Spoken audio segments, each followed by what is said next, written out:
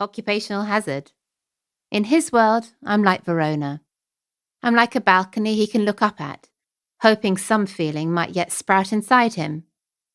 Some he describes as Detroit or Bonn. Perfect infrastructure, but dull. Others are like Venice. The other woman may well be like Venice. As sticky as ice cream and hot, stinking, flaking facades. Yes, that's it. That's probably what she's like. Mould-flecked masks and rotting foundations. Decadence that knocks you senseless. I have a few minutes before the fish has to be taken out. Continue? Yes, a woman. Would you like to know her name? No. Well, it's in the report. They meet every Thursday and Friday. Every other week, he spends the weekend at her place. I understand. Now give me the details. He flips through the papers, back and forth looking at the pictures. Opening his mouth, closing it again.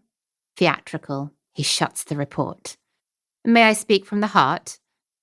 Yes.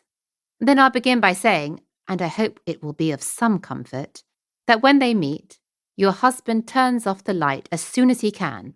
You see, her face frightens him. Frightens him? Yellow teeth, smoking and obscene living, her skin is ruined. More details, please. Details hurt. My pain is none of your concern. What do you want to know? Everything. He says, the other woman, she lives in Madrid, by the way, on Calle Calvario, thinks mostly of her debts nowadays. Somehow her apartment is full of them. And she thinks he, Xuan, should toss her a few bills from time to time. Not large sums, but he does eat there, and sometimes spends days in a row with her. Then there's his bad habit of taking long showers after their lovemaking. He must use upwards of 300 litres sometimes, according to the woman's own calculations, which are probably incorrect. She isn't the sort of woman who's used to dealing with numbers, you get me? But she has pointed out to him that she grew up wanting, so it's not like she doesn't know how to run a household, but there are all those wasted hours, time she could have spent doing other profitable activities. She's preparing this talk she wants to have with Xuan carefully. Suggestions like these can be misunderstood. Is that so? Yes. He could mistake her for a prostitute. Say whore.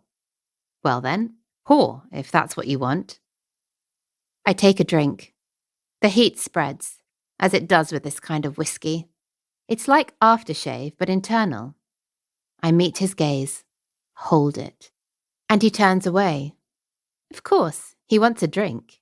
He longs to have something in his hands, because this isn't exactly going as he'd hoped. My silences and my word choices trouble him, and so he wants alcohol. But he must wait. I'll be the first to intoxication. That's my prerogative. May I see it? He hands me back the report.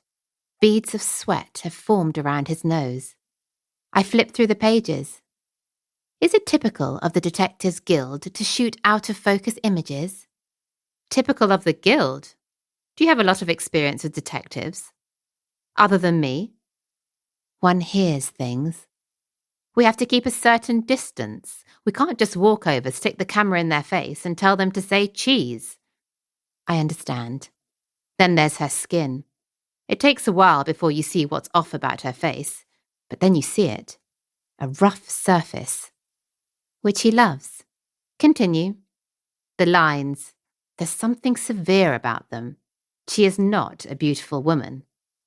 Which makes everything much worse. A surface can be erased, but not an interior. He looks at his hands, says, in any case, those lines around her mouth are sharp.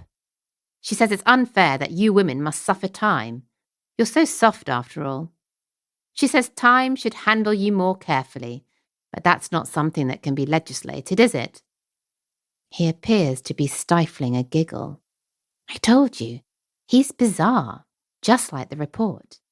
But he gets going after that giggle, perhaps thinking he can talk it away, wash it down with word mush. Pointing.